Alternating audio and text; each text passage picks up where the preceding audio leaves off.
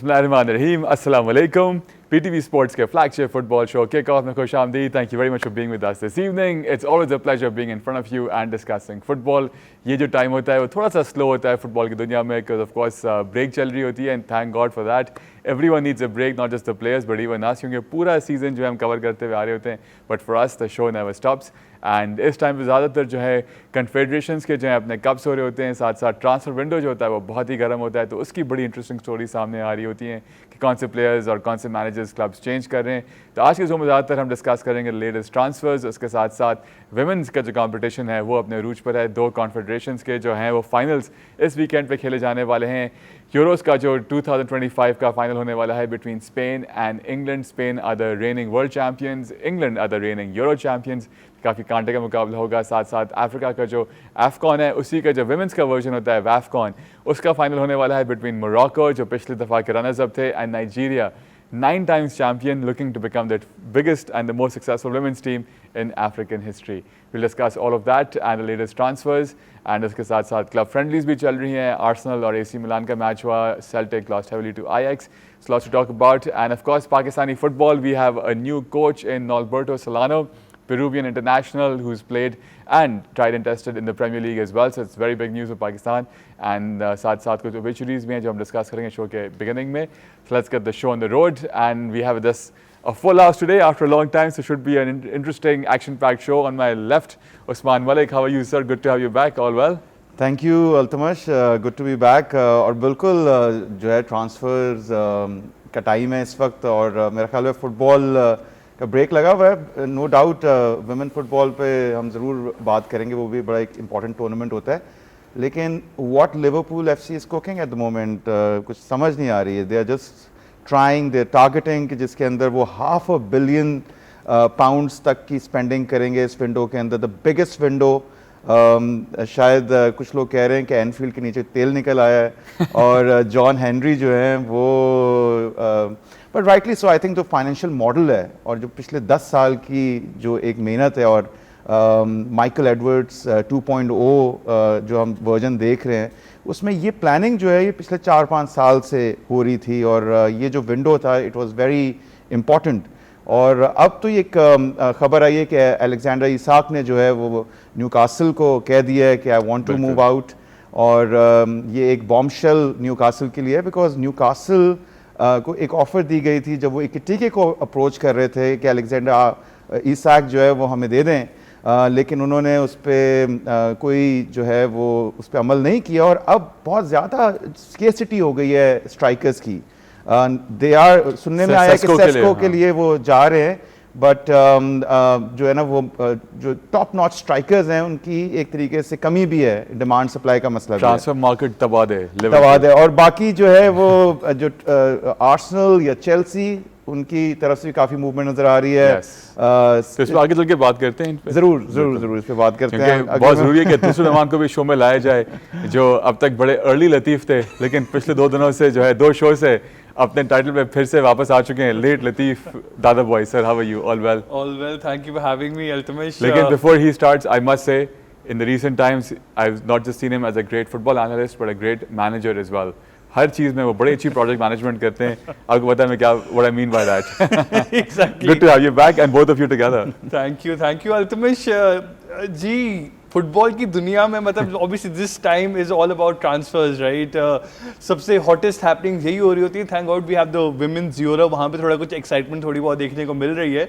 But aside from that जैसे Isaac का उस्मान ने जिक्र किया, that is the biggest news because Singapore का जो प्री सीजन टूर था न्यूकासल का वहाँ पे वो नहीं गए. He staying back home and there is all sorts of rumours. आपको लगता है कि एक हफ्ते पहले जो एडी हाउ की एक स्टेटमेंट आई थी that we are hopeful and he is happier, that was a giveaway कि pretty much जो है it's in the works के ओवर जा रहे हैं वो. Spot on. स्पेशली वो उस मैच के अंदर जो नहीं खिलाया था आइसैक को जब लिवरपूल की पहली बिड आई थी, इट वाज अराउंड 120 मिलियन की बात हो रही थी उस वक्त.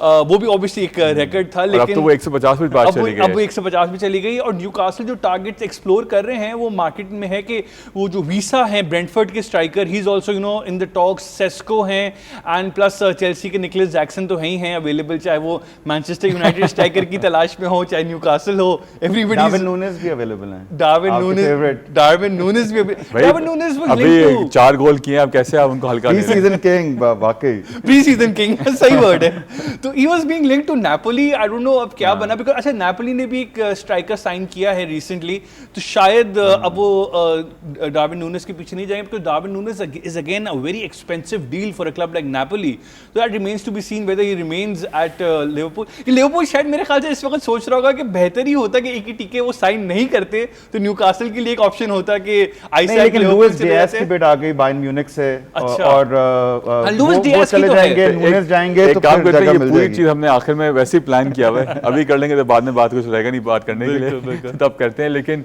शो के स्टार्ट में we have to pay tribute to legendary people who graced Pakistan football, और एक जो थे उनसे तो मैं खुद भी बहुत करीब था, बिल्कुल हमारे वो उस्ताद थे अहमद जान साहब। 73 ईयर्स पे जो है आज से कुछ दिनों पहले उनकी वफ़ात हुई। काफ़ी टाइम से वो बीमार थे, लेकिन जिस तरह से उन्होंने फ़ुटबॉल की खिदमत की है कराची के लिए उन्होंने फ़ुटबॉल की खिदमत की है, एंड पाकिस्तान KMC जो फुटबॉल ग्राउंड था उसके वो करता धरता थे। एंड साथ साथ आप उनकी तस्वीर भी आप देख रहे हैं, और जो भी कराची में जिसने भी फ़ुटबॉल खेली होगी लोकल सतह पे, वो अहमद जान साहब से बिल्कुल वाकिफ़ डेफिनेटली वो होंगे। And even in the toughest times of Karachi, जब अनफॉर्चुनेटली ग्राउंड जो थे वो टेक ओवर किए जा रहे थे कमर्शियल रीजंस के लिए, तब इन्होंने सिंगल हैंडेडली जो है तमाम उन फोर्सेस को अपने से दूर रखा, इस ग्राउंड से दूर रखा। एंड मैं इस बात का खुद पर्सनल मैं इस बात की जो है मैं वो गारंटी ले सकता हूँ कि जिसको भी दिन में किसी वक्त भी फ़ुटबॉल खेलना होता था, अहमद जान साहब was only a phone call away, चाहे वो मेंस फुटबॉल हो चाहे वो वुमेंस फुटबॉल हो, in the heart of Karachi KMC stadium. मैंने खुद ने देखा है वहाँ जाके, जिस तरह से ख़वातीन आके फ़ुटबॉल वहाँ खेलती थी, and they would feel safe. उन्होंने इतनी सेफ़ स्पेस बनाई हुई थी सबके लिए, everyone's welcome as long as you want to play football, ये इनका मोटो था। ये खुद इस ग्राउंड को खुद पानी दिया करते थे, बीइंग देयर केयर टेकर। हम नहीं देखते ना इस तरह से लोग करते, he used to water that ground himself. इतनी दफ़ा इंक्रोचमेंट की वहाँ पूरी कोशिश हुई, अकेले उन्होंने उनको फेंड ऑफ किया। 2010 में एक नाइजीरियन फुटबॉलर को एक क्लब यहाँ लाए थे कराची में, कॉन्ट्रैक्ट में कुछ बात नहीं बनी और उस क्लब ने नाइजीरियन प्लेयर को अबैंडन कर दिया। अहमद जान साहब ने उनको अपने क्वार्टर में अपने साथ रखा जब तक इतने पैसे जमा नहीं हो गए कि वो नाइजीरियन प्लेयर वापस जा सके। He had love for football and love for everyone who was associated football. I am very saddened that he is gone, may his light keep on shining on Pakistan football. And इनके साथ साथ मियां अजहर साहब जो हैं, जो Pakistan football federation के president थे from 1990 to 2003, उनकी भी वफ़ात हुई। उनके टाइम में भी पाकिस्तान की फ़ुटबॉल में बहुत चीज़ें जो हैं वो अचीव उन्होंने की। साथ साथ लाइफ बॉय का जो बड़ा फेमस एक कप हुआ करता था वो उनके अंडर जो है वो खेला गया था, उनके अंडर वो इंट्रोड्यूस किया गया था। साथ साथ एशियन लेवल पे पाकिस्तान ने जो फतवात हासिल की वो उनके दौर में हासिल की, एंड काफ़ी जो है उनकी खिदमत थी पाकिस्तान फुटबॉल के लिए। So hats off to both these gentleman, may they rest in peace, and जो वो छोड़ के गए अपनी लेगेसी इंशाल्लाह वो कंटिन्यू रहे, and may their light keep on shining on Pakistan football. जी उस्मान, क्या कहेंगे? जी अल्तमश, जहाँ इतने सारे मसाइल हम देख रहे हैं फ़ुटबॉल के अंदर, और हमने देखे सैंक्शंस भी देखे, और बहुत सारी हमने लास्ट एक वीडियो यहाँ इसी शो में चलाई थी कि जो हालात हैं, जो फैसिलिटीज़ हैं, उन सारी चीज़ों के बाद ऐसे हीरोज़ या ऐसे लोग मौजूद हैं जिन्होंने अपनी ज़िंदगी वक्फ कर दी। और मेरा ख्याल है शो से पहले आपसे बात हो रही थी और आपने बताया कि वो शायद उनकी रिहाइश भी वहीं पे ही उसी ग्राउंड में बना ली थी उसी ग्राउंड में क्वार्टर ले लिया था उन्होंने उसी को अपनी कुल कायनात बना लिया था, और उसी एक गोल के साथ उन्होंने अपनी पूरी ज़िंदगी गुजारी। और KMC से किस किस की यादें वाबस्ता नहीं है। मेरा ख्याल है एक ज़माने में छोटे हुआ करते थे तो वो एक ऐसा वाहिद एक स्पोर्ट्स फैसिलिटी थी जिसको सब ने जाके एंजॉय भी किया है, जहाँ पे हमारी काफ़ी मेमोरीज़ हैं, चाहे वहाँ पे स्कॉश कोर्ट्स हों, चाहे वहाँ पे और मामलात हों। तो मेरी तरफ से कंडोलेंसेस उनकी फैमिली के लिए, और सल्यूट और ट्रिब्यूट उनको कि जिस तरह से उन्होंने इस मुल्क की और ख़ास तौर पे इस फुटबॉल स्पोर्ट की खिदमत की जो पाकिस्तान में बहुत ही ज़्यादा पस्ती का शिकार रहा है। तो अल्लाह ताला उन्हें जो है वो गरीक़ रहमत में जगह दे, और इस तरह के हीरोज़ हमारी जनरेशन को भी इंस्पायर करते हैं, और ये हमारे मुल्क के लिए, हमारी सकाफ़त के लिए और हमारे स्पोर्ट्स के लिए मैं समझता हूँ एक बहुत बड़ी ये खिदमत है। एब्सोल्युटली। और जो स्पेशल वो चाय वहाँ अपने ग्राउंड में, वो केएमसी के ग्राउंड पे पिला देते हैं, जी लतीफ़ क्या कहेंगे उनके बारे में? जी अल्तमश अहमद जान साहब ऑफ कोर्स हर कोई वाबस्ता है जो कराची में जिसका फ़ुटबॉल से ताल्लुक़ है उनसे, बिकॉज केएमसी के स्टेडियम के वो केयर टेकर थे। He was also a FIFA recognised referee. Yes. उन्होंने 13 इंटरनेशनल गेम्स के अंदर एज अ रेफरी अपनी खिदमत अंजाम दी है। सो एंड वो ऑब्वियसली एक इंस्ट्रक्टर भी थे रेफरीज के लिए, तो not just the ground itself, not just the facilities, मतलब रेफरिंग के शोबे के अंदर भी ऑब्वियसली उनकी बड़ी खिदमात थी पाकिस्तान के लिए एंड ऑब्वियसली इंटरनेशनली। और साथ साथ अगर मियां अजहर साहब का अगर जिक्र करें तो जैसे जो करंट पीएफएफ प्रेसिडेंट है, उन्होंने भी कहा कि he is a true patron of football in Pakistan. तो क्योंकि ऑब्वियसली उनका बहुत एक लंबा टेन्योर रहा था since 1990 till 2003 when he was the chairman, when he was the president of PFF. तो ऑब्वियसली वो उनकी भी खिदमात हैं पाकिस्तान फुटबॉल के लिए। एंड इट इज़ सैड कि ये दो इतने डिस्टिंग्विश्ड जेंटलमैन बड़े आस पास ही दोनों का इंतकाल हुआ है। सो हम ऑब्वियसली उनके लिए मगफिरत की दुआ कर सकते हैं and as you rightly said, may their light shine upon Pakistan football. Absolutely. और अगर वो होते तो वो कहते the show must go on. Absolutely. And उसी स्पिरिट के साथ हम ये ज़रूर आपसे शेयर करेंगे कि पाकिस्तान फुटबॉल ने एक नए जो हैं कोच को अपॉइंट कर दिया है। Is a former Peruvian international and coach as well, Nolberto Solano. काफ़ी बड़ी बात है कि पाकिस्तान फुटबॉल फेडरेशन ने इतने एक बड़े स्टैचर के प्लेयर को जो है, एक्स प्लेयर को एंड कोच को जो है हायर किया है for the Pakistan men's team and not just the senior team, वो अंडर 23 टीम के साथ भी उनकी सर्विसेज होंगी। एंड बहुत जल्द पाकिस्तान के मैचेस आ रहे हैं वर्सेस अफगानिस्तान। ये बैक टू बैक फिक्सचर्स होंगे, होम एंड अवे। पाकिस्तान जारी बात है ऑलरेडी बैक फुट पे है क्योंकि रिसेंटली वो AFC के मैचेस हारा है। तो wishing him the very best of luck. And जो लोग उनसे फेमिलियर नहीं हैं वो ज़रा उनकी कुछ हाईलाइट्स देख लें when he played in the Premier League for Newcastle, Aston Villa and West Ham. हमने आपके लिए एक मोंटाज तैयार किया, लेट्स हैव अ लुक। ये है नोबी सोलानो एंड बड़ा वास्ट इनका एक्सपीरियंस है as a player and as a coach as well. अपना जो क्लब फुटबॉल है ऑब्वियसली उन्होंने शुरू में पेरू में खेला, उसके बाद ही join Boca Juniors, legendary Boca Juniors, and he played along the likes of Diego Maradona जिन्होंने इनको टाइटल दिया ऑफ माइस्टेरियो। एंड उसके बाद ये इंग्लैंड आते हैं, ये ज्वाइन करते हैं न्यूकासल, वहाँ पे बड़ा अच्छा उनका टेन्योर रहता है। उसके बाद ये जाते हैं एस्टन विला एंड उसके बाद वेस्ट हैम एंड देन एक कुछ और क्लब्स में भी ये ऑन लोन खेलते हैं। एंड 2012 में इन्होंने अपना आखिरी मैच खेला विद हार्टपूल इन इंग्लैंड। ओवरऑल इनके 302 प्रीमियर लीग मैचेस हैं जिसमें इनके 61 गोल्स हैं, उसके साथ साथ इनके 49 गोल्स हैं एंड 61 जो हैं इनके असिस्ट है। और पेरू के साथ इनके 95 मैचेस हैं and he was a midfielder and a right midfielder इनकी पोजीशन थी। और अगर हम बात करते हैं कि कोचिंग जो इनकी एबिलिटीज़ हैं और जिस तरह से इनकी अचीवमेंट्स हैं, ये पेरू की टीम के साथ थे जो क्वालिफाई जिन्होंने किया था 2018 के वर्ल्ड कप के लिए, वहाँ पे ये असिस्टेंट कोच थे। एंड 2022 में भी इस टीम के ये साथ थे जो प्लेऑफ के अंदर आगे अपनी जगह नहीं बना सकी, तब उन्होंने जो है अपने इस टीम को खैराबाद का और उसके बाद जो है वो सर्किट पर आगे कोचिंग क्लब्स। आखिरी कोच स्टेंट जो था इनका इंग्लैंड में एक लोअर लीग टीम के साथ था। अब ये जो है पाकिस्तान टीम को ज्वाइन करेंगे। So wishing him the very best of luck and I think Pakistan की हिस्ट्री में इस स्टैचर के सबसे बड़े कोच जो हैं वो आने वाले हैं। बहुत अच्छी और बहुत बड़ी न्यूज़ है। बिल्कुल जो इनका तजुर्बा रहा है फुटबॉल के अंदर और जिन स्टार्स के साथ खेले थे, मैं देख रहा था हाइलाइट्स भी, और गैरी स्पीड और बड़े बड़े वैन डर सार, अमेजिंग गोलकीपर। आप देखें कि किस कंपेटिटिव फुटबॉल का वो हिस्सा रह चुके हैं। Absolutely. और वो कितना वास्ट एक्सपीरियंस लेके आ रहे हैं। और फिर जो एक लिंक आपने मैराडोना के साथ बताया उनका, वो ये इस तरह का शख्स डेफिनेटली इंस्पायर भी करेगा। लीडरशिप क्वालिटीज़ होना बहुत ज़्यादा ज़रूरी है कोच के लिए स्पेशली। और जिस तरीके से, जिस कॉम्प्लिकेशन से हम गुजरे हैं, जिस ट्रांजिशन से हम गुजरे, मैं वर्ड ये यूज़ करूँगा, उसके अंदर एक गाइडेंस का होना बहुत ज़्यादा ज़रूरी है। और सोलानो जैसे एक मैं समझता हूँ कोच एम्बेसडर भी होता है टीम का। जब आपको इस तरह की फिगर मिलती है तो इम्प्रूवमेंट डेफिनेटली यकीनी नज़र आती है। बाज़ार आई थिंक ये बहुत बड़ी खुशखबरी है। आई थिंक एक अच्छा वक्त का एक आगाज़ होने वाला है और हमें पॉजिटिव रहना चाहिए। Hopefully it's gonna work out really well for Pakistan football. Fingers crossed. Absolutely. जी लतीफ़ क्या कहेंगे?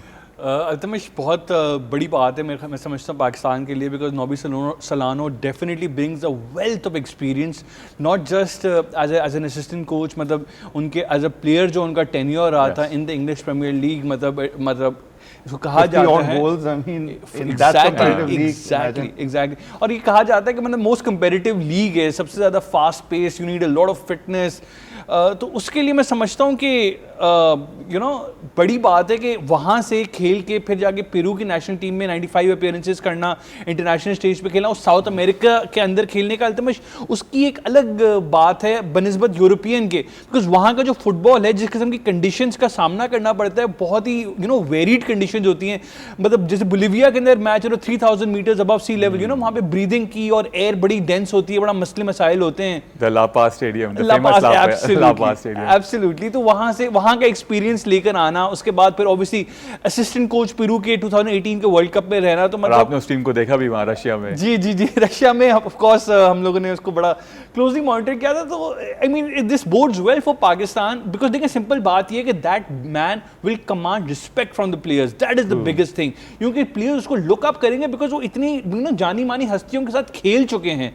तो ये एक, जैसे उस्मान ने भी कहा कि लीडरशिप वगैरह तो वो सारी मैनेजमेंट मोटिवेशन तो होगी, लेकिन रिस्पेक्ट जो कमांड करेंगे वो मतलब वाकई एक बड़ी चीज़ होगी मेरे हिसाब से। बस लेट्स होप कि अच्छी तरह से जलन हो सकें, एंड काफ़ी हमने फॉल्स टॉन्स देखे हुए हैं पाकिस्तान फुटबॉल में, ये होपफुली एक नया स्टार्ट हो, and wishing him and the PFF the very best. अब कुछ आगे बढ़ते हैं, एंड इस वक्त जो सबसे बड़ा टूर्नामेंट फुटबॉल में चल रहा है, that's the Euro 2025 for women, and दो टीमें जो सामने आई हैं, that is England and Spain, they will be playing in the finals over this weekend.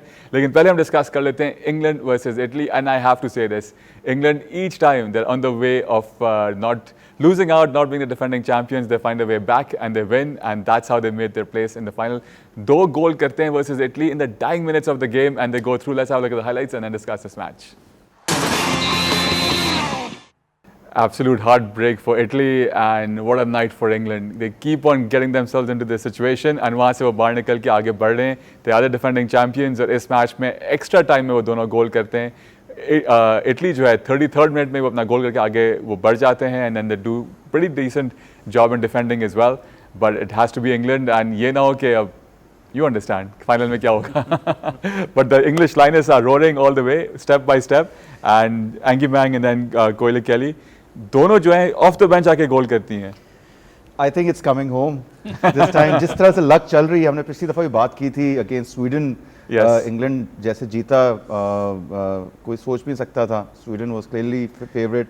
Pakistan की 92 की याद आ रही है। बिल्कुल बिल्कुल बिल्कुल वही वाली वाइब्स हैं, और बिल्कुल इस मैच का भी अगर हम मैच को पूरा भी एनालिसिस उसका करें, नो डाउट इंग्लैंड के पास पोजेशन ज़्यादा थी, 58% पोजेशन थी।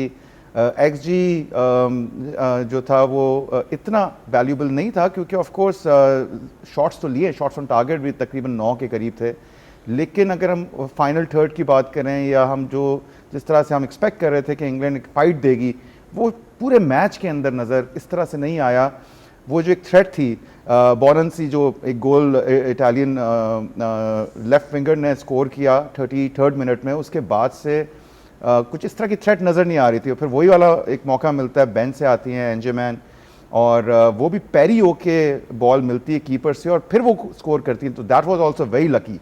उसके बाद और वो 96 मिनट पे बिल्कुल मेरे से 1 मिनट रहता होगा या आधा मिनट रहता होगा कि जिसके अंदर Italy was deservingly going through, और फिर उसके बाद एक्स्ट्रा टाइम होता है, और वो फिर एक मौका एक दफ़ा बाहर पे ज़रूर लगती है, लेकिन 119वें मिनट में, यानी कि 120 में मैच ख़त्म होने वाला है, तब एक पेनल्टी मिलती है, और वो पेनल्टी भी रोक लेते हैं कीपर, और उसके बाद जो है वो रीबाउंड पे वो गोल हो जाता है। तो I think very, I would से काफ़ी लकी रही इंग्लिश टीम इस पूरे टूर्नामेंट के अंदर। लेकिन आगे जो मार्का होने वाला है वो अगेंस्ट स्पेन, और हमने देखा है कि जो वर्ल्ड कप हुआ था उसमें स्पेन जीत गया था 2022 के अंदर, world champions versus the European champions. अब ये जो है डेफिनेटली देखने का है कि ये जो किस्मत की देवी जो है फाइनल में भी साथ देती है या नहीं देती है, देखने को। ये बड़ा अच्छा लाए हैं, किस्मत की देवी साथ देती है कि नहीं देती। जी, luck has been shining on England like no one, मतलब कमाल की उनकी जर्नी रही है, specially against Sweden. They deserve to be out against Sweden. वो जो केओटिक पेनल्टी शूट आउट तक किस तरीके से वहां से वो निकल के अच्छा, वो उस मैच में Sweden throughout the match lead करता रहा, then they lost the lead from there, injury time के अंदर वहां पे इक्वलाइजर आया। पेनल्टीज में भी वो लीड कर रहे थे, फिर वहां से हार गए। एग्जैक्टली और अगेन दैट वाज एंजमैन जो वो भी उस वक्त भी बेंच से वो आई थी इंजरी टाइम के अंदर, quarter final as well. Exactly quarter final के अंदर भी फिर वो जीते। तो ये 19 साल की जो ये एंजमैन है, मुझे समझ में नहीं आ रहा कि ये स्टार्ट क्यों नहीं कर रही है, बिकॉज उनका जो इम्पैक्ट है इस टूर्नामेंट के अंदर एब्सोल्युटली फैंटास्टिक है। वो इस वजह से सुपर सब तो वो रही है, लेकिन मतलब if she is may be this good enough, may be she can start and help England from the start, और इतना फिर ड्रामेटिक एंडिंग्स ना हो गेम की शायद, because not just her finished जो not just her equaliser 96 minute पे आया था, उसके बाद हमने देखा एक्स्ट्रा टाइम के अंदर भी मतलब उन्होंने लॉब किया था कीपर को और वो बार को हिट हुआ था, तो वो पेनल्टी से पहले ही वो शायद 2-1 की स्कोर लाइन हो जाती, but she has been obviously brilliant. अच्छा, सरीना विगमन जो है, जो इंग्लैंड की मैनेजर है, she has been very dogmatic with her substitutions, because इस गेम के अंदर भी मेरे हिसाब से 77 मिनट पे क्लोई केली को लेकर आती हैं, 85th मिनट पे वो एंजमैन को लेकर आती हैं, मतलब बिल्कुल ही मतलब आखिर के अंदर जाके थोड़ा अगर पहले हो, थोड़े ज्यादा उनको मिनट्स मिले, मैं समझता हूँ थोड़ा एक बेहतर हो सकता है, सस्पेंस कम होगा, एग्जैक्टली, हार्ट अटैक कम होगा इंग्लैंड के फैंस को। अच्छा, और इटली ने, मैं समझता हूँ जिस किस्म की मैन मार्किंग इस गेम के अंदर की हुई, डिफेंसिव परफॉर्मेंस जो थी एब्सोल्युटली ब्रिलियंट इन टर्म्स के।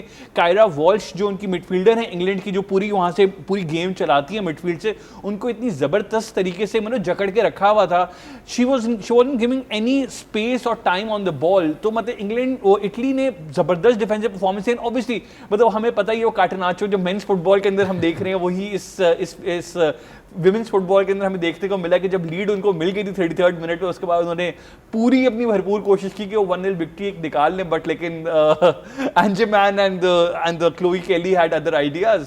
और उसके अलावा लॉरेन जेम्स जो थी, वो भी हाफ टाइम पे हमने देखा कि she was injured and she was substituted, तो maybe I am not really sure कि if she will be available in the final और नॉट, बिकॉज उनकी भी जो क्रॉसेज हैं, जो राइट विंग से जो कंट्रीब्यूशन है, मतलब that is also very important for England. Let's see if she makes it to the final. But Spain versus England, मैं समझता हूँ two best teams in the final is going to be one for the ages.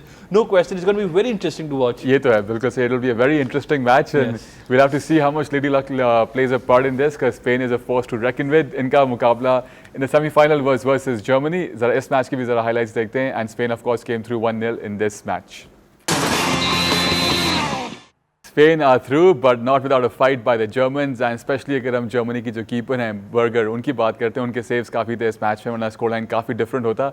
सिर्फ 1-0 की lead से या बढ़तरी से Spain ये match जीतता है, but they had 67% possession, 9 shots on target और सिर्फ एक गोल है। तो जैसे मैंने कहा कि जर्मन कीपर है burger, through out the tournament बड़ा अच्छा उनकी परफॉर्मेंस रही, और आज भी उन्होंने इस मैच में जो है जर्मनी को इस गेम में टिल द 113 मिनट उनको रखा, और इसके बाद जो है of course Spain found that goal by Bonmati, the 2-time Ballon d'Or winner as well. Even Germany tried pretty well as well, और उनका भी एक बड़ा ज़बरदस्त हमें लॉब्ड अटेम्प्ट नजर आया था इस मैच के अंदर, but it wasn't to be, and they are out, and Spain is now in the final, the world champions versus the European champions. कैसे देखते हैं आप? मैं तो ऐसे देखता हूँ कि लतीफ़ ने कहा टूर्नामेंट की 2 बेस्ट टीम्स इंग्लैंड समेत, I don't think so. I think Germany is suppose to be the, अगर स्पेन के साथ कोई टीम है तो जर्मनी बहुत ही मजबूत टीम थी, और बिल्कुल Berger 23 saves throughout the tournament. इस मैच के अंदर भी she gave the man of the match performance, from hero and unfortunately to zero, ये हुआ है बेसिकली। और उनकी ट्वीट भी आई है कि ये सारा ब्लेम मैं खुद पे लेती हूँ, मुझे इतना स्पेस नहीं छोड़ना चाहिए था towards the left hand side, और उसी से गैप बना। और बर्माटी का जो शॉट था 113वें मिनट के अंदर, जो कि बिल्कुल आइडेंटिकल गोल है माइकॉन, जो ब्राज़ीलियन प्लेयर हैं 2000 वर्ल्ड कप, जी बिल्कुल, तो उस तरह का गोल था। लेकिन यहाँ पे जिस तरह की परफॉर्मेंस थी बर्जर की, आई थिंक उनको ये होगा कि पूरे टूर्नामेंट के अंदर उन्होंने बेहतरीन परफॉर्मेंस दी है। मैं प्लेयर ऑफ द टूर्नामेंट अगर वो ये जीत जाती है तो बर्जर को मिलता, जैसा कि डिफेंडिंग की है, नो डाउट। इवन दो जो जर्मन ऑफेंसिव प्लेयर हॉफमैन, उनकी तरफ से भी कुछ अटैम्प्ट्स हैं, लेकिन वो इतने कोई इस तरह के क्लोज अटैम्प्ट्स नहीं थे। स्पेन की टीम अपेरेंटली आप ये अंदाज़ा लगाएं कि पहली दफ़ा 9 गेम्स के अंदर जीत रही है जर्मनी से। इससे पहले जो है पिछले 9 गेम्स के अंदर जर्मनी ने आइदर दे वॉन इट और या ड्रॉ हुआ है, और दे वर अनबीटन अगेंस्ट स्पेनिश टीम जो कि इस वक्त वर्ल्ड कप भी जीते हुए हैं, नेशंस लीग भी जीते हुए हैं, और अब ये पहला मौका होगा, अगर इंग्लैंड की लेडी लक काम नहीं करेगी तो पहला मौका होगा कि वो यूरोपियन ट्रॉफी भी अपने नाम कर लेंगे। बट आई थिंक जहाँ जो स्पेनिश टीम है, जो उनका एक मोराल है और जिस तरह की उनकी कोर है, वो इतनी बेहतरीन अब बन चुकी है कि इस टूर्नामेंट के अंदर हम कह रहे हैं कि वो फेवरेट्स हैं, लेकिन दूसरी तरफ जर्मन टीम ने भी बड़ा बेहतरीन मुकाबला किया और it could be anybody's game to be very honest, लेकिन 113वें मिनट पे बोमाटी वर्ल्ड बेस्ट प्लेयर और उन्होंने जो है ना अपनी टीम को जो है फाइनल में पहली दफ़ा यूरोपियन चैंपियनशिप जीतने के लिए पहुंचा दिया। बिल्कुल एब्सोल्युटली जी Latif. Bonmati, Altamash, for a tournament she's having. Let's not forget 5 days before the start of the tournament she was in hospital. Viral meningitis था उनको और उस वक्त उनकी पार्टिसिपेशन एक खतरे में थी और जिस किस्म की उन्होंने रिकवरी की है और जो परफॉर्मेंसेज दी हैं इस गेम के अंदर भी वो मैन ऑफ द मैच थी एंड क्वार्टर फाइनल में against Switzerland as well she was the man of the match. और वो जो एक आइकॉनिक बैक हील गोल था स्विट्जरलैंड के खिलाफ जो स्पेन ने किया था, वो तो मैं भूल भी नहीं सकता कि वो जिस किस्म की बैक हील दी थी उन्होंने, असिस्ट थी उनकी उस गेम के अंदर। यहाँ पे भी अल्तमश वो जो गोल आया है, मैं एक्सपेक्ट नहीं कर रहा था कि she is gonna hit at the near post, मुझे लगा शायद उस पोजीशन से क्रॉस करेंगी वो, बट लेकिन उनका विजन था, उन्होंने देखा कि भाई देयर इज थोड़ा सा गैप था, बिल्कुल मामूली सा कीपर और नियर पोस्ट के अंदर, उन्होंने उस प्रिसिजन से वहां पे हिट किया और वो गोल हुआ है and it was her genius, no question about it. Vision था उनका सर उन्हीं का ही विजन था, उन्हीं का विजन था बिल्कुल। तो अच्छा जर्मनी की जो इसमें फॉर्मेशन थी 5-4-1 खिला रहे थे, मतलब उन्होंने पूरे बॉक्स को ओवरलोड करके रखा था। अगर अब अटैकिंग सेंस में अगर आप बात करें तो फाइनल थर्ड के अंदर स्पेन के 123 पासेस थे, जर्मनी के सिर्फ 13 थे, मतलब इतना ज्यादा डिफरेंस था दोनों की इंटेंट में। और मैं जर्मनी की टैक्टिक्स को ब्लेम भी नहीं करूंगा अल्तमश, बिकॉज देखिए फटीग थी, सस्पेंशन और इंजरीज ने इतना ज्यादा क्रिपल किया हुआ था ना जर्मनी को। सस्किन जो उनकी स्ट्राइकर थी वो इस मैच में सस्पेंडेड थी because of yellow card accumulation. जो उनकी डिफेंडर कैथरीन जो थी वो पिछले मैच में उनको रेड कार्ड मिला, शी वाज आल्सो सस्पेंडेड। तो दे वर मिसिंग दोस की प्लेयर्स और ऑब्वियसली जब एक्स्ट्रा टाइम के अंदर जाता है गेम तो they not have enough strength of the bench. Although Schuller को वो 114 मिनट के ऊपर ऑफ द बेंच लेकर आए थे, मैं समझता हूं उनको शायद पहले लाना चाहिए था because she created one chance as well, उनको एक बड़ा अच्छा मौका मिला था स्कोर करने का। इतना लेट लाने का मैं मकसद उनको समझ नहीं सका, शायद थोड़ा पहले उनको मौका मिलता because she look bright when coming. I think ये वॉम्जो वाला जो एक स्ट्राइक था ना, वो एक बड़ा अच्छा मौका था, वो अगर हो जाता तो शायद मैच फंस जाता। दैट वाज शूलर की तरफ से वो स्ट्राइक था, स्ट्राइक थी, लेकिन जो मौका मिला वॉम्जो को राइट बैक जो है वहां पे अगर गोल एक आ जाता तो वो फिर एक स्पेनिश टीम के लिए मुश्किल होता है ये जो 113वें मिनट के अंदर। Absolutely no question about it, because सही कह रहे हैं क्योंकि वो कीपर की फिर रिकवरी थी उसके बाद जो उन्होंने सेव किया, वो पीछे पहला जो इनिशियल सेव था उसका तो अंदर पीछे नेट में चली गई, फिर वापस अपनी पोजीशन में आके उन्होंने सेव किया। अच्छा मौका था, वो भी एक definitely look like the best chance of the game. But I mean I am looking forward to the final against England Altamash because Alexia Putellas and Bonmati the two best players in the world according to me. And अच्छा ये Germany पहली दफा Spain से हारा है इतने मतलब बड़े स्टेज के अंदर, बिकॉज लास्ट टाइम पिछले साल 2024 के अंदर ओलंपिक्स में ब्रॉन्ज वाला जो मैच था, ब्रॉन्ज मेडल वाला, वो हार गया था स्पेन जर्मनी से। लेकिन यहाँ पे सिर्फ Altamash suspension, injuries and fatigue जो थी, this played a major role for Spain. 2018 के बाद पहली दफा जर्मनी हारा है। बिल्कुल सही। चलें जी आगे बढ़ते हैं एंड विमेंस के जिस वक्त टूर्नामेंट्स हैं वो इस वक्त बाजी लेके जा रहे हैं, क्योंकि not just in Europe but also in Africa, वहाँ पर भी जो है विमेंस का जो एफकॉन जिसे वैफकॉन कहा जाता है वो इस वक्त जारी है, वो भी बिल्कुल अपने फाइनल स्टेज पे आ चुका है। मोरक्को और नाइजीरिया का होगा फाइनल और मोरक्को एंड नाइजीरिया ने अपने सेमीफाइनल मैचेस जीते। Let's have a look at the highlights for those matches and then discuss the upcoming final and the semifinal matches. And यहाँ पे मोरक्को जो है वो शिकस्त देता है गाना को ऑन पेनल्टीज़ एंड नाइजीरिया ने जो है साउथ अफ्रीका को एक्स्ट्रा टाइम में जाके शिकस्त दी। एंड ये दोनों टीमें जो है अनडिफीटेड आई हैं इनटू द फाइनल्स एंड ये फाइनल खेला जाएगा रबात में in Morocco. And we can only imagine कितना सपोर्ट मिलने वाला है होम टीम को, स्पेशली जो मोरक्को की गवर्नमेंट है, जिस तरह से उन्होंने फुटबॉल में इन्वेस्ट किया है वो द लास्ट 15 ईयर्स। हमने उसका एक देखा जो 2022 का वर्ल्ड कप था, मेंस की टीम जहाँ तक वो आगे पहुंची, उसी तरह से वो वुमेंस की टीम में भी इन्वेस्ट कर रहे हैं। And now they second time they reach the final. पिछले फाइनल में जो है उनको शिकस्त हुई थी, can they make it one better, the Atlas Lionesses versus the Super Falcons. And हम बात करते हैं सुपर फैल्कन्स की तो हमें याद आते हैं हमारे पुराने साथी काशिफ हफीज। काश वो होते हमारे बीच में आज ये डिस्कस करने के लिए। बिल्कुल। जी उस्मान, उमेर खान जी स्टेडियम में मौजूद थे उस शायद वो समय। गए होंगे सपोर्ट करने सुपर इसलिए शायद फैल्कन्स उनकी को। कॉल नहीं लग रही वहीं रबात में होंगे। बहरहाल बिल्कुल देखें, एक चीज़ तो काफ़ी आइडेंटिकल हमने देखी है कि यूरोप हो या इवन अफ्रीका हो, जो मेंस फुटबॉल टीम है उसी तरीके से वही मुल्क हमें काफ़ी ज़्यादा स्ट्रॉन्ग पोजीशन में नज़र आ रहे हैं वुमेन्स फुटबॉल टीम के अंदर भी। और यहाँ पे भी आपने जैसे मोरक्को का एक जिस तरह से रेवोल्यूशनाइज हुआ है फुटबॉल के अंदर, और जिस तरह से हमने देखा जो टैलेंट आ रहा है मोरक्कन टीम से, चाहे वो हकीमी हो या दीगर और प्लेयर्स हों जो हम देख रहे हैं, बोनू हो जो उनके गोलकीपर हैं, या फिर अगर हम यहाँ पे वुमेंस टीम के अंदर भी देखें अलहाज हो गई और जो दूसरे प्लेयर्स हैं बेंजीमा है, तो ये ज़रा बेंजीमा से भी हमें अब पता है कि हम जो सुपरस्टार स्ट्राइकर हैं। बहरहाल आई थिंक ये एक बहुत बड़ा एक मार्का है मोरक्कन टीम की तरफ से। और सबसे अच्छी बात है कि होम टर्फ पे अगर वो खेलेंगे तो जिस तरह की एक सपोर्ट मिलेगी और फिर जिस तरह क्राउड होगा, क्योंकि इन दोनों मैचेस के अंदर खास तौर पे नाइजेरियन टीम का वाला जो मैच था वो खाली स्टेडियम नज़र आ रहा था। अब फाइनल के अंदर हम एक्सपेक्ट ये करेंगे कि मोरक्कन फैंस जो होंगे वो भरे हुए होंगे और वो अपनी टीम को एक बड़ा ज़बरदस्त मॉरल सपोर्ट देंगे। इवन तो अगर ऑन पेपर देखा जाए या पीछे हेड टू हेड देखा जाए तो नाइजेरियन टीम ज़रा ज़्यादा उनका पलड़ा भारी है। इनफैक्ट नाइजीरिया जो है अपना 10th टाइटल के लिए वो गन करेगी इस दफ़ा, ये इनका पहला होगा अगर ये जीत जाती हैं। कैसे देखते हैं लतीफ़? बिल्कुल अल्तमिश, हमने ये देखें ये कोई वन ऑफ चीज़ या कोई अचानक से ऐसा नहीं हुआ है कि मोरक्को की वुमेंस टीम उठ के फाइनल के अंदर पहुंच गई। जैसे आपने बताया पिछले वुमेंस के फाइनल के अंदर भी वो थी, और जो इंफ्रास्ट्रक्चर के जो अंदर जो मोरक्को की गवर्नमेंट ने इन्वेस्ट किए पिछले 10 साल के अंदर, देखिए state of the art training facility उन्होंने बनाई हुई है, not just for the men's team women's team के लिए भी बनाई हुई है।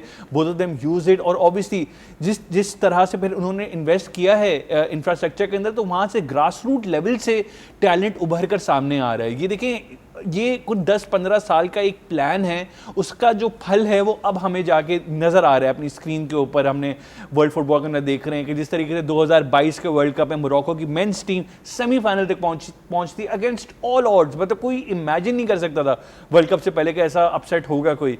तो और यहाँ पे विमेंस टीम भी मतलब पीछे नहीं है और अपने। अच्छा, इनके जो प्लेयर्स हैं वो यूरोप के बेस्ट लीग्स में खेल रहे हैं, बेस्ट टीम्स के साथ, चाहे वो खवातीन हो या वो मर्द हो। आप अंदाज़ा लगा लें तो men's team women's team Europe की टॉप क्लब्स में खेल रही है, तो इसका मतलब टैलेंट कितना आया। मतलब देखिए समझ, दुनिया में टैलेंट की कमी नहीं है। आप सही मौके देंगे, इंफ्रास्ट्रक्चर देंगे, अपॉर्चुनिटीज़ देंगे, ग्रास रूट फुटबॉल के अंदर इन्वेस्ट करेंगे, टैलेंट उभर के आएगा। हर मुल्क का यही हाल है, पाकिस्तान के अंदर भी। मतलब क्योंकि हर शोबे में पाकिस्तान से ज़्यादा टैलेंटेड तो कोई है ही नहीं, मैं तो मानता ही नहीं हूँ ना किसी को।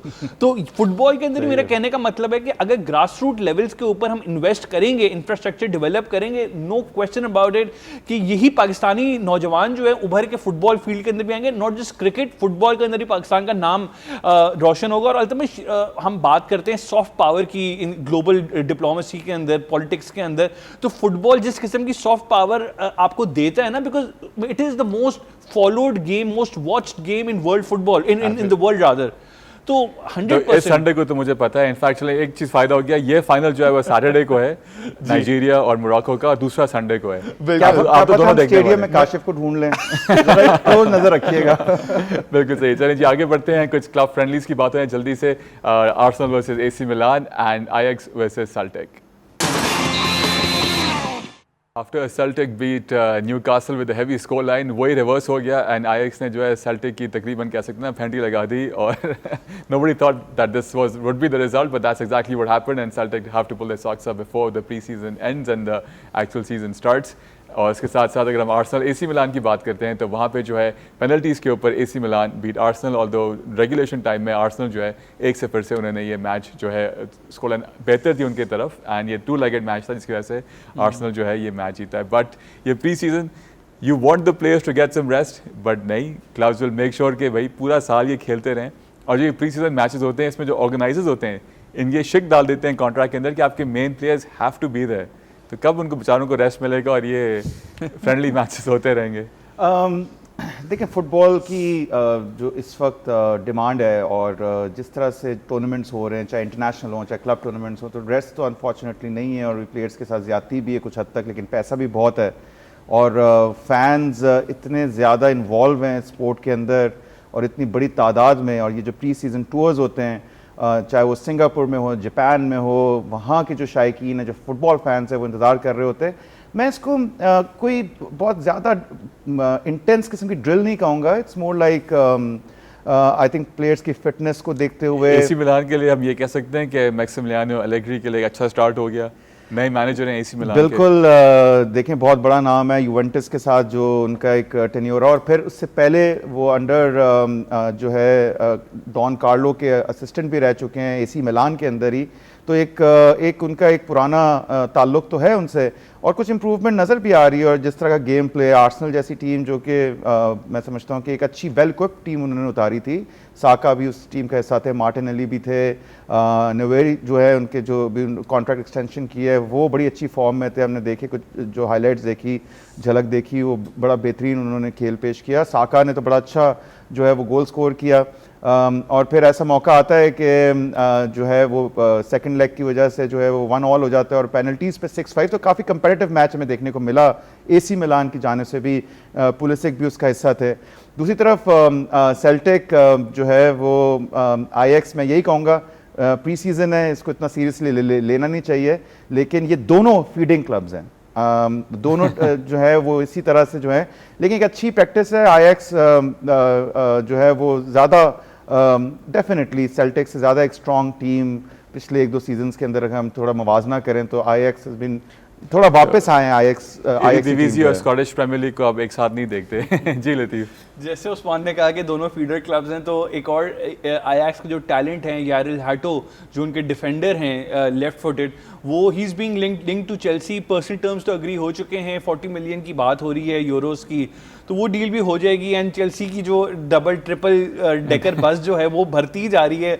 There have been no exits, इतने ज़्यादा एग्जिट्स नहीं हुए, पेट्रोविच गए 25 मिलियन के, मेडुएके गए, but there is a lot of players that Chelsea आप लोगों नीड को टू चेल्सी को प्रॉब्लम नहीं होनी चाहिए क्योंकि आर्सेनल बैठा हुआ है प्लेयर्स लेने के लिए। Exactly. जितने आपने बेचने हैं वो आप ट्रांसफर उनको की दे बात पे सकते हैं। कुछ हमारी जो मेन खबरें वो देख लेते हैं, हम उन्हीं को डिस्कस करते हैं कि हमारी स्क्रीन पे हम देख सकें कि इस वक्त कौन से ट्रांसफर जो हैं मुकम्मल हो चुके हैं एंड उनका हियर वी गो आ चुका है, अगर हमारी स्क्रीन पे देख सकें।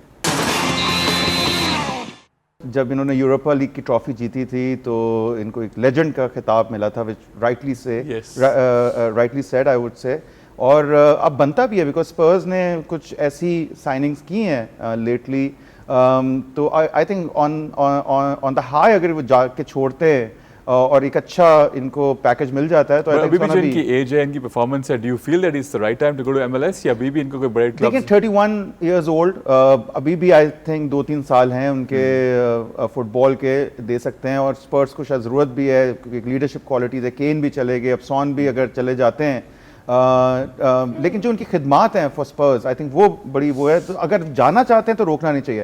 दूसरी तरफ योकेरेस की जो डील हुई है, अब इन्होंने जो है वो तकरीबन 50 गोल्स किए हैं, 52 गोल्स किए हैं 50 ऑल टुगेदर मैचेस के अंदर, लेकिन पोर्चुगीज लीग के अंदर किए हैं। 63 मिलियन यूरोस की प्लस एड ऑन जो है वो आर्सेनल ने साइनिंग की है, लेकिन 1 मिलियन का ब्राइटन ने खरीदा था इन्हें, और ये ब्राइटन की तरफ से उन्होंने सिर्फ 2 गोल या 1 गोल स्कोर किया, और फिर जैसे ही ये गए पोर्चुगल, कॉवेंट उसका भी पार्ट थे, लेकिन इतने फ्रूटफुल नहीं रहे इनका अगर देखा जाए यूथ का, और फिर लेकिन जब ये पोर्चुगल गए वहाँ पे इन्होंने गोल्स की भरमार लगा दी, और इवन ईसाक की बात करते हैं, स्वीडन के लिए ये भी खेलते हैं, वो भी खेलते हैं, उनको भी ओवरशैडो किया अगेंस्ट इंटरनेशनल टीम।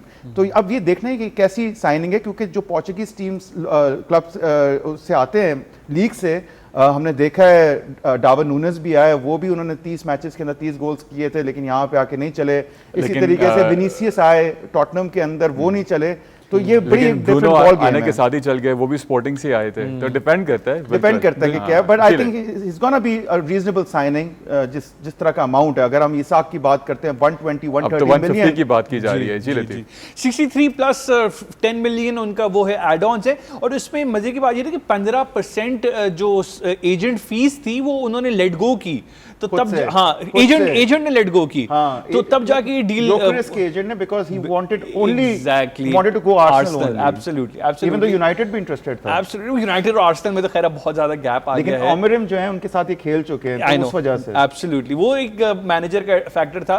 लेकिन अच्छा ज़ूबी मेंडी भी ने भी जब आर्सेनल ने ज्वाइन किया, उन्होंने बड़ी एक इंटरेस्टिंग बात की कि he was like this is the right move, और उन्होंने वेटेज दी कि भाई मैं इस कोच के साथ ही खेलना चाह रहा था। मतलब he basically took a slight dig at Arne Slot when he was linked to Liverpool last season, और उन्होंने कहा कि वो कोच ये ज्यादा टैक्टिकली अच्छे हैं, इस किस्म की उन्होंने बात की। तो मीडिया में खैर इस किस्म की वो इसका मतलब कभी चैंपियंस लीग नहीं जीत सकते।